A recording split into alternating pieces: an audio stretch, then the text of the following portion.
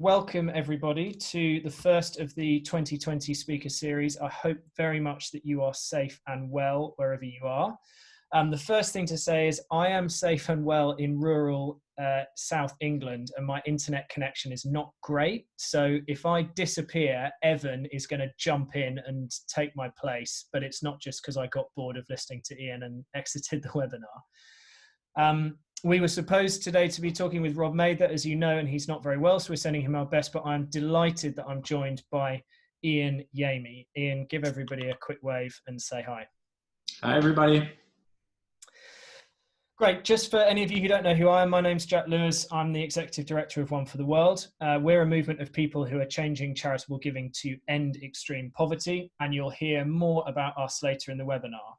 Some quick housekeeping things to run through. The webinar is being recorded so that we can use the audio and video in the future.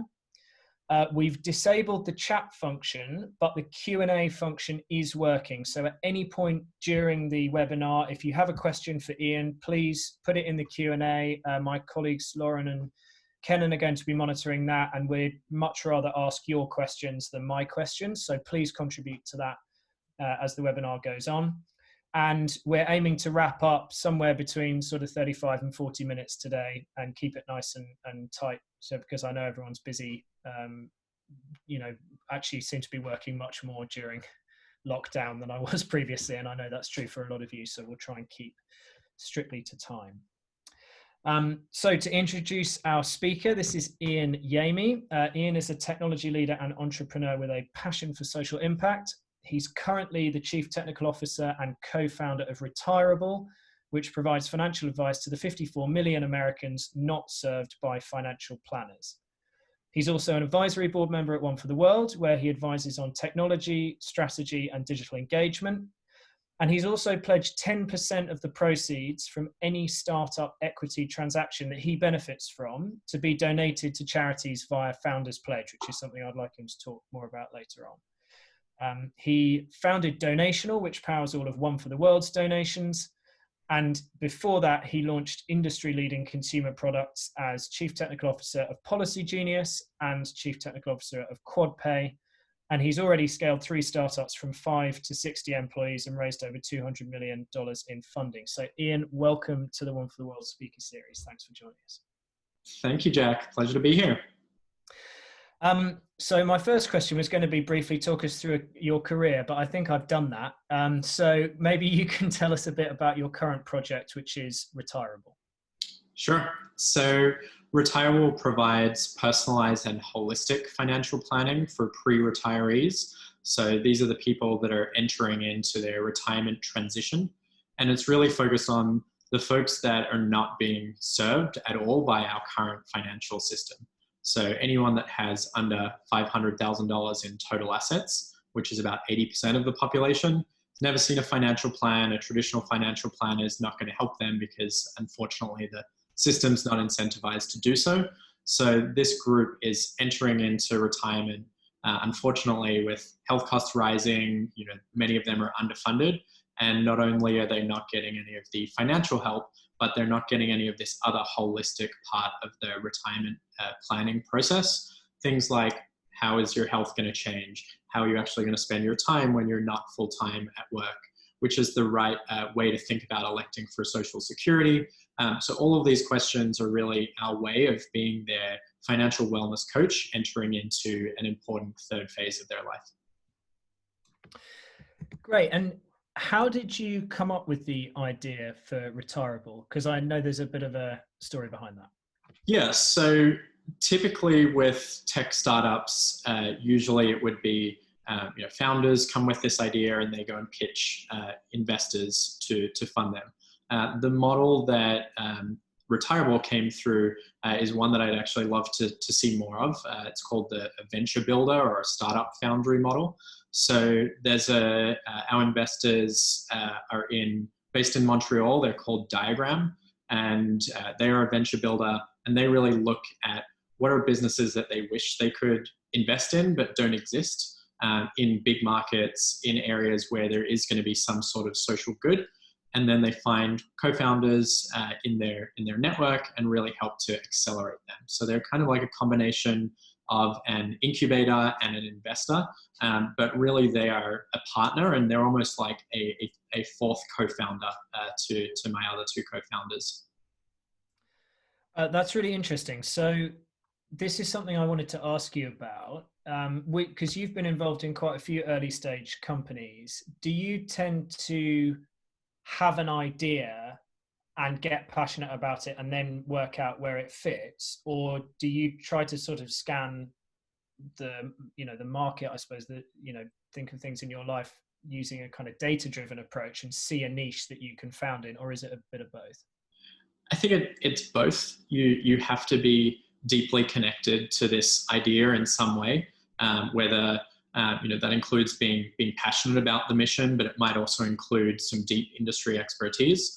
So, for example, my co-founder Tyler at Retirable, he was a financial planner for 6 years at Northwestern Mutual many years ago. So that's what we call a sort of founder market fit.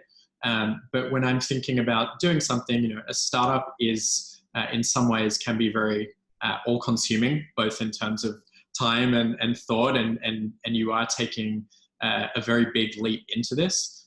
So it should be something that you're deeply passionate about. If you're going to spend all of this effort doing it, it should be something you care about, but also something worthwhile. And I think the way that you measure whether it's going to have an impact for any startup, but particularly a mission-driven one, has to be, is this going to be big enough that I'm making a big enough change? So can I actually have some intervention that's going to change someone's life in some way?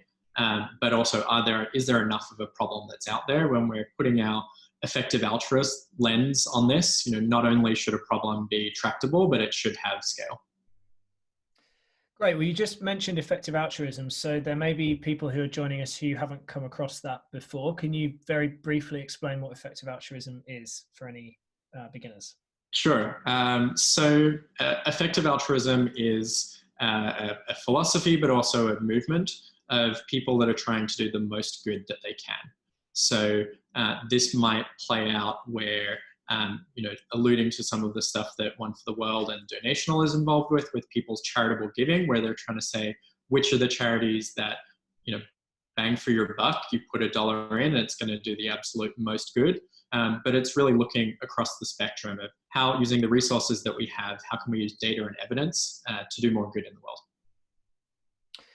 Yeah, and I think that's a very important concept for One for the World as well. So we'll return to that when we're telling you a bit more about that later on. So I know with Retirable that you've just done a fundraising round, probably just in time, looking at some of the indicators at the moment. That's something I think that a lot of people dream about, and we'll have students who are on here who, are looking at a career in startups.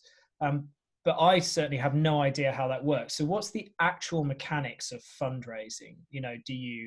Are there marketplaces for these people? Do you just cold email your pitch? How do you get that meeting? Tell us about the process of fundraising. Yeah, so I think maybe before I dive into that, just to comment on the current times, it definitely isn't necessarily the greatest time for fundraising.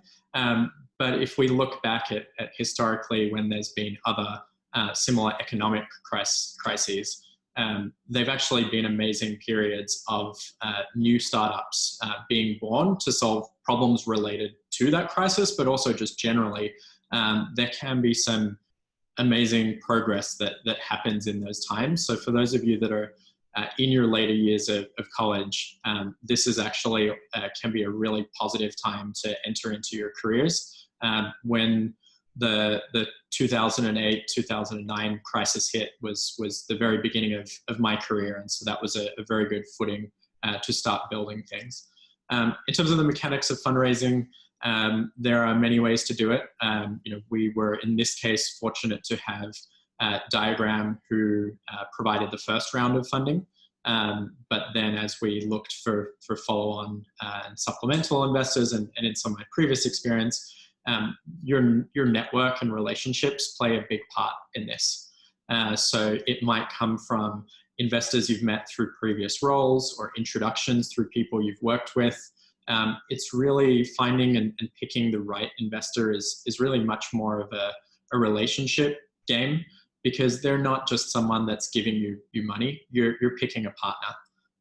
In the diagram case, we think of them as another co-founder, but even in a more traditional venture situation, they're someone that's not just there to provide capital for the business. They're there to provide knowledge capital too, make introductions, help you test out your strategy. And much like choosing a co-founder, these are people that are going to be in your lives for 3, 5, 10 years. So it's really important to build up that relationship before you actually go and ask for money. And if you get an investor who's interested, what's the sort of timeline like to close that? Is it a kind of high pressure pitch meeting, or is it a series of meetings over time? Again, what are the mechanics of that process like? Yeah, so I'll go with the typical case would be often an investor will reach out to you. We get every now and then an email from someone saying, hey, I heard that you're doing this thing in this space that we have a thesis on. Can we chat? And it's kind of an informal, here's how we're thinking about our mission, here's what the objectives of our business, and here's how we think about the market. And that kind of progresses from an informal chat about high level to then maybe following up a month later, and then you're usually presenting a pitch deck. Pitch deck is 20 slides covering, or 15 slides covering your market, your mission, your team. When it's early stage, and investors really betting on the team and the dream, as I usually say, and also looking to see, is there a big enough market for this? So they want to know if they're going to take a big risk. Does this have the potential to be something really big, to have big enough impact, and is this the right team to be doing it? And if they're interested in investing, what's the actual mechanism for giving you the money? One of my favorite ever stories is someone in an auction house in London told me that people often buy $50 million paintings using an Amex. So do you just have a little chip and pin machine? In America, you'd probably have to sign on a receipt and you take a rubbing of their card, or however it works in Europe. So how does that? So no suitcases full of cash or Amex payments. In my experience, typically it's a bank wire transfer. So some of the fun little nice moments after the fundraise is you get the email notification from your bank with a nice big lift in the bank balance. But it's kind of unceremonious at times, because once you've kind of agreed to terms, so you might hear the word term sheet. An investor gives you a term sheet that says, I'm going to invest X money for some percentage of the company. And there might be some other terms, like whether they're also going to have a seat on the board, for example. That's kind of the last step in the negotiation. But the deal is only really done when the money is in the bank. So you've gone from the excitement of someone's given you an offer and you're deciding to take it, usually into a week or two of more legal and transactional stuff, where some of that early excitement just turns into you more thinking about, okay, well now it's go time. Now we really need to focus on execution. And so, at what exact point in that process do you go to a club and buy a magnum of Dom Perignon? You really want to do it when you get the offer. That's when you're like, yes, this is done, but you can't. There are deals that fall apart. Even recently, there's heard some horror stories of startups that had funding committed by great investors, but obviously the entire situation changed. So you do it when you get that money that's in the bank. You definitely pop a few bottles of champagne. You have to celebrate the wins in a startup or any new organization. As I said, it can be all encompassing. It can be a slog. It's the most fun you'll ever have. But it is really important to celebrate those good moments, set that as a milestone, and then see how we can build upon it. But champagne was had. We at Retirable, we're big fans of Miller High Life, the champagne of beers. So maybe couldn't afford the fancy bottle of Dom, but definitely some high lifes were had. Excellent. So you're quite experienced in this area now. So you've worked in, I suppose, 4 startups, if you include Donational as well. When did you first think that you might be an entrepreneur? And what do you think are the key qualities for being a successful entrepreneur? So I think I've always been someone that likes building things. Educational background is as a engineer in computer science, but I think, even as a kid, I liked small little projects and creating something. I think that's part of my drive for why I love startups. It's different for some other people. I think I connected first with the more product side of startups, and only sort of throughout my professional career kind of built up some of that skill and love for some of the more business model and strategy sides. But I didn't necessarily know that I always wanted to be a founder, but I always knew that I wanted to be in startups. My first job was at a startup, and I've kind of been in that world in New York for the last 11 years.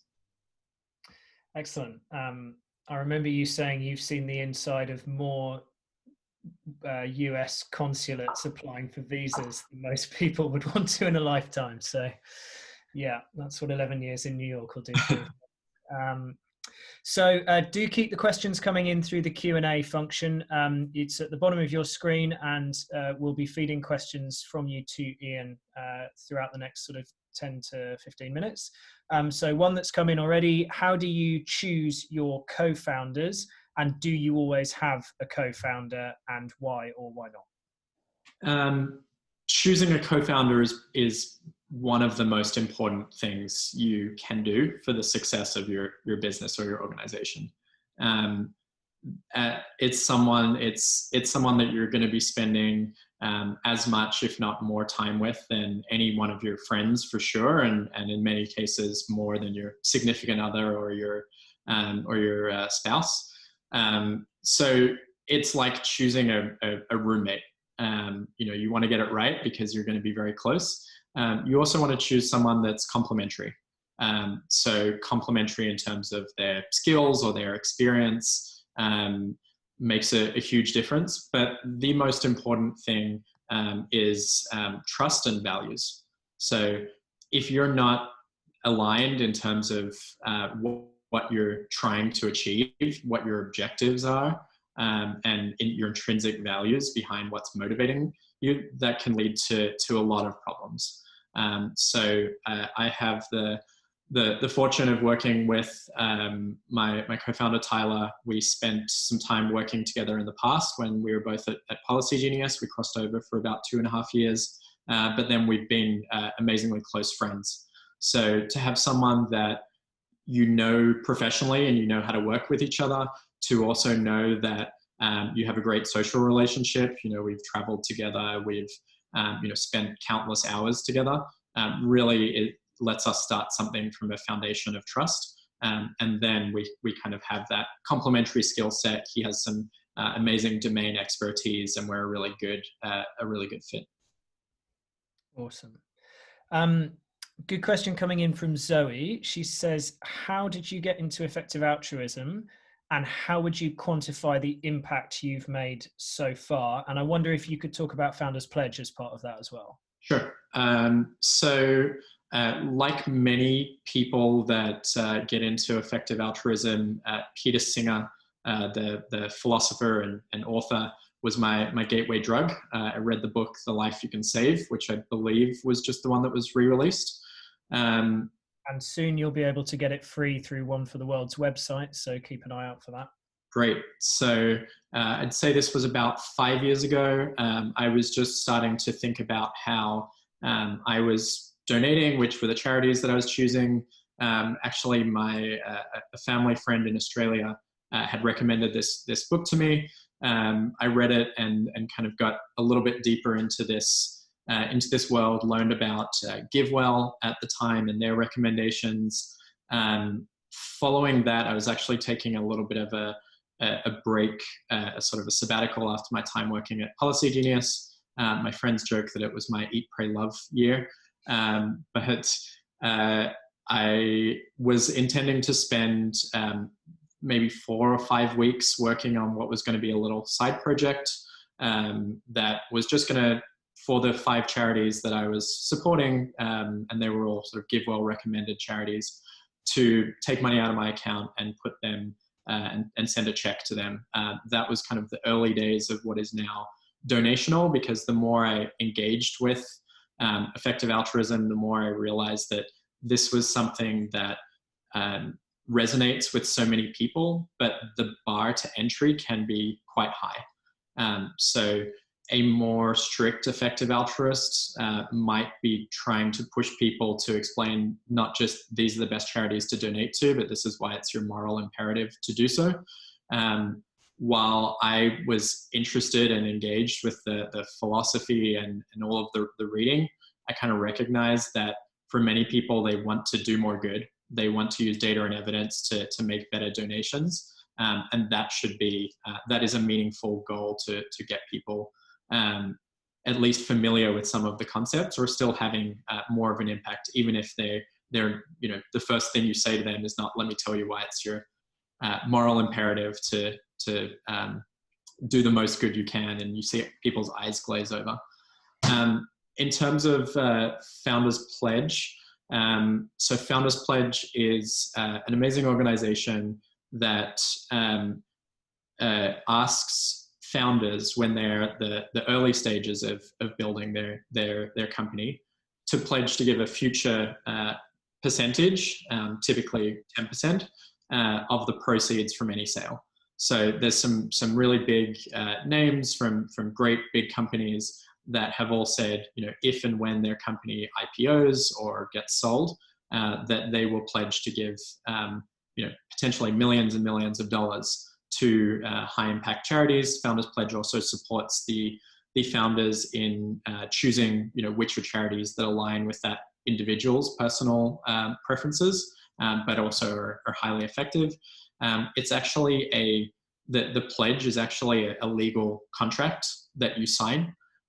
So it's extremely good to make this more formal, to get also a donation or a pledge before it starts.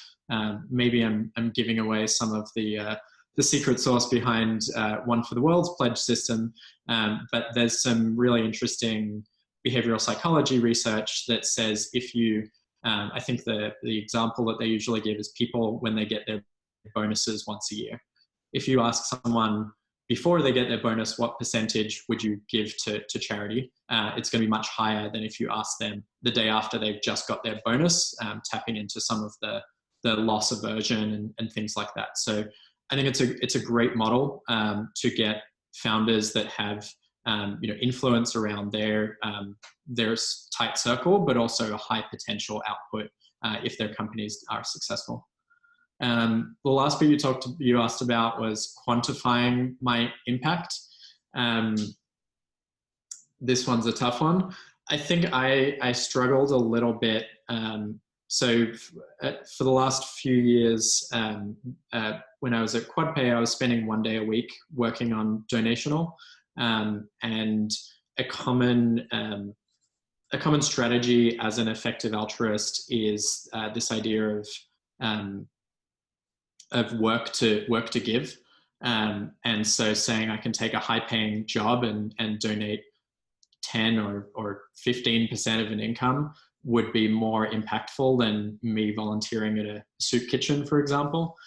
So I've kind of always struggled with, was me spending time on donational and trying to help others get more effective funds to the best charities in the world, was that the best use of my time versus just donating a certain percentage of my income?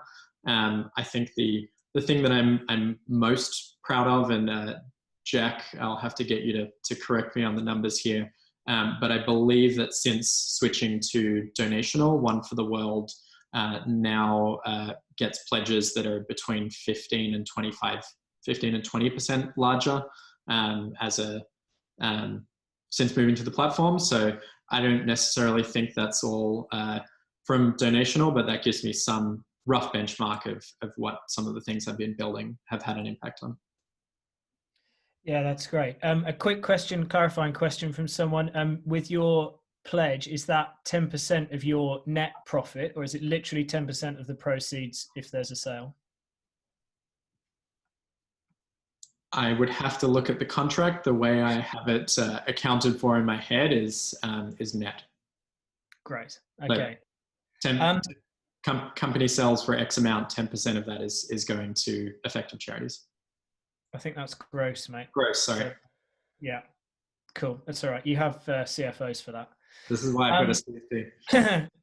So a couple of other questions about ways to get involved. So could you speak about what you think the trends are likely to be in the innovation that you think the current circumstances will produce? And also, what's a good way to get involved with startups if you're still a student right now? I think in times like these, when it's no longer this, investor dollars are flowing to anyone with some, wide-eyed dream, investors tend to focus on businesses that, for lack of a better way of phrasing it, are just better businesses in their core fundamentals. So look for things that are going to have, think crazy things in the startup world to talk about, like profitability from earlier on. Not this idea of we're going to build it and spend lots of marketing dollars and in 5 years we're going to get this big payoff. So I think that's actually a positive. That's why you see such great businesses emerging from times like this, because they got their core fundamentals right early on. For people looking to get started, entering into the job market right now as your first job, it's actually a really great opportunity. It's much harder for those that are maybe mid-career. They're going to miss out on some of those core years of experience. But as someone entering into the job market, people are looking for talent. They're looking for potential. And for them, they see it as good value to have someone that is, on the junior end in terms of compensation, but has this huge potential that in a couple of years they would have used this chance to make the most of their skills.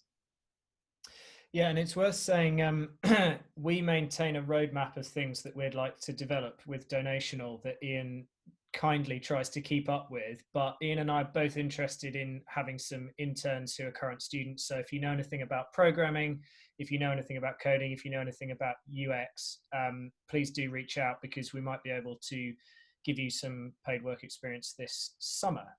And a question relating to that: do you have future plans with developing Donational? And could Donational become a platform with businesses as well as individuals, and could it partner with payroll companies to do employee giving programs? Right, definitely. So one of the original dreams, and still a dream of Donational, is make it really easy for anybody to put charitable giving at the core of their product or their service. So there are some partnerships that I'm exploring. Some of them are organizations similar to One for the World, but others are for-profit businesses. So you could imagine if you have an online investing, or like a Robinhood or an Acorns or a Stash account, letting those companies also have your charitable portfolio next to your investing portfolio, and Donational being the white labeled back end behind, donating to a portfolio of charities. The payroll company that is still an opportunity is to support payroll giving. So people are going to get their salary, but opting in to have $200 or $20 or $2 deducted from their paycheck that can go to a charity of their choice. We talked a lot about the impressive things that Founders Pledge is doing. What I would love to see emerge in this part of the sort of philanthropic tech community is, what is the Founders Pledge for employees and for everybody else? Why aren't those same opportunities to make it not just easy to give, but that education and that movement of spreading it across people who are high earners that use data and evidence in their everyday lives, that want to do good? Let's give them the tools that make it easy for them, whether that's through education and movement building or whether that's through tech. Great, yes, and it's worth saying One for the World and Donational have just done some development work. So any of you who are watching who are not based in the United States, we should be able very soon to accept donations in multiple currencies. We're just working out some of the legal back end of that to be able to take charitable donations outside the States, but keep an eye on us. We're still a few weeks away from that Dom Perignon that you're going to buy us. Yes, that's right. Yeah. Another effective donation that I'll be making through One for the World in that instance to a champagne house. Good question coming in from Eric. He says, if your current activity suddenly stopped, what would you do? Or to put it another way, what things would you like other people to start doing within effective altruism?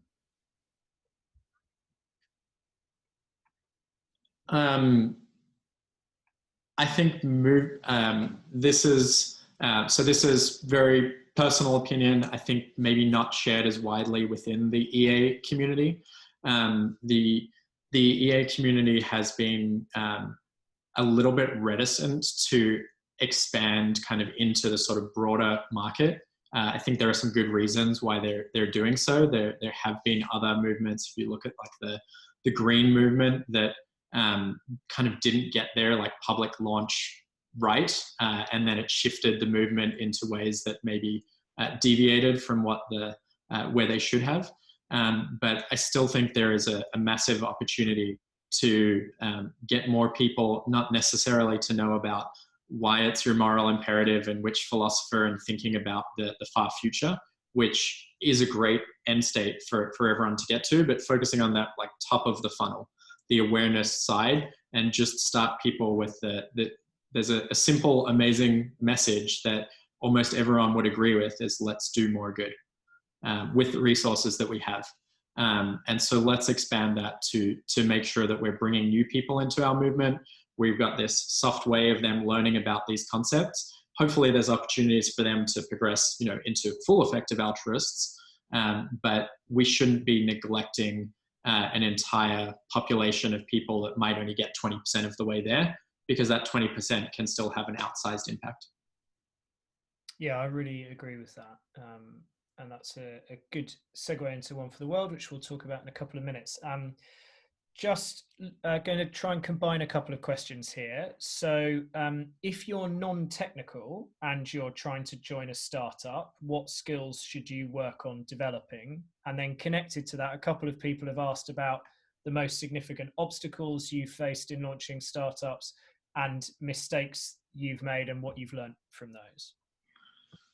So if you're non-technical, you can still play sometimes a more important part than the technical side. The one thing that startup founders, particularly the stereotypical, two startup tech bros that suddenly think they can change an industry, you really need deep industry expertise within your organization.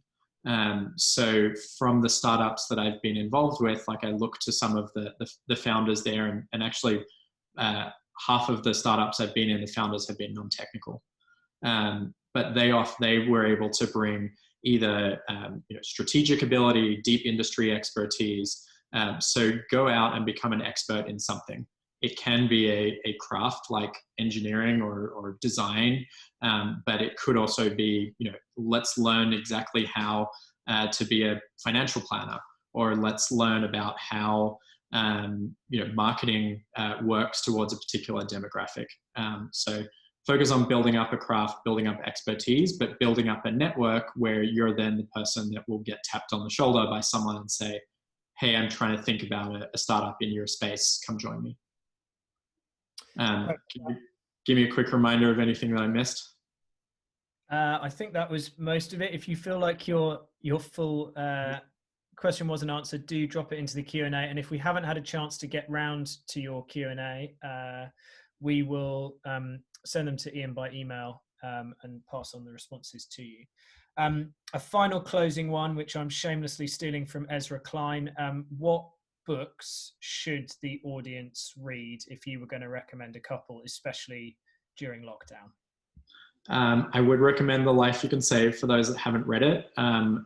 I have actually been listening to a lot of podcasts. I'm always a big podcaster, but I think particularly in these more isolated times, there's a lot of comfort in just hearing about the world that's outside of your four walls.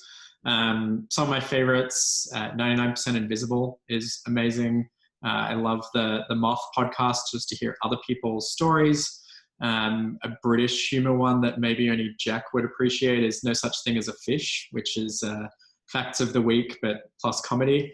And then if you're more into the sort of startup scene and you're interested, How I Built This is great, listening to the stories of founders of larger companies and how they got there.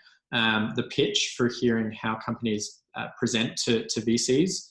And also Partners. This is a fairly new one, and it's interviewing often co-founders and really talking about their relationship. I think in these times, it really is putting a close lens on people's relationships and how they communicate and how much they rely on each other. And it's a really good insight into how people have worked together to create something. How they've relied on each other almost as closely as significant others. So a lot of great things to learn there. And as I said, it's a really important time to be focusing on other people, trying to find ways to get outside your space, even if you can't do so physically, and just trying to connect with others to do things that matter to you. Awesome. And we will put links to those on our social media. So do keep an eye on those if you weren't able to note all of those down. Ian, thanks so much for joining us. That was incredibly interesting. I feel like I know you quite well and I learned quite a lot. So we really do appreciate it. Cool. Thank you so much for having me, and thanks everybody for joining. Not a problem. Guys, some of you will know about One for the World, but just before you go, I want to tell you a little bit about who we are. First of all, you can register for future talks in this speaker series on our website, so please do go and do that. We've got some amazing speakers coming up, including the founders of Against Malaria Foundation and GiveWell, both of which are incredibly influential nonprofits. So to tell you a little bit about One for the World, we are a movement of people who have pledged 1% of their income to the world's most cost-effective charities. So currently, over 590 million people live in extreme poverty, and around 11,000 children under 5 die from preventable poverty-related causes every day. It's worth emphasizing, I think, at the moment that poverty killed nearly 10 times more children than coronavirus killed people of any age yesterday. However, we think there's something that you can do about that. So we work with GiveWell, who we've mentioned a couple of times. They're the world's leading charity evaluator, to identify interventions that consistently and measurably have a positive impact on the lives of people in extreme poverty. And you can set up a donation to these charities in just a few clicks, either selecting your own portfolio, this is through Donational, the company that Ian founded, or leaving the choice of where your money goes up to us using our Top Picks portfolio. So over 1,500 people have already done this, and we'd love for you to join that group of people. So if you've enjoyed today's talk, if some of what Ian said about effective altruism has resonated with you, please do consider taking the pledge. You can take it on our website, and we have a brand new how-to video to guide you through it. But we'll also be emailing you as a follow-up, and you can schedule a chat with me or any of my colleagues to hear more about One for the World, how we use your money, and why we think our charities are a great place to give, especially during these very difficult circumstances. And finally, if you're already a member of One for the World, thank you very much. We love you guys. You're what's keeping us going while we're in lockdown. You might be about to get some extra income from the government if you're based in the US. If you need that to meet your immediate needs or to buffer you in the future, of course, keep hold of that. But if you're fortunate enough to be able to pass that on, please do consider passing the check to some of our charities via a one-off donation. That's all from me. So thank you again to Ian and to all of you for tuning in. We are looking to replace Ian's talk next Friday with one of our own, so we'll let you know about that. But even if that doesn't happen, we'll see you in a couple of weeks for the next talk. Thanks very much, everyone. Thanks, everyone.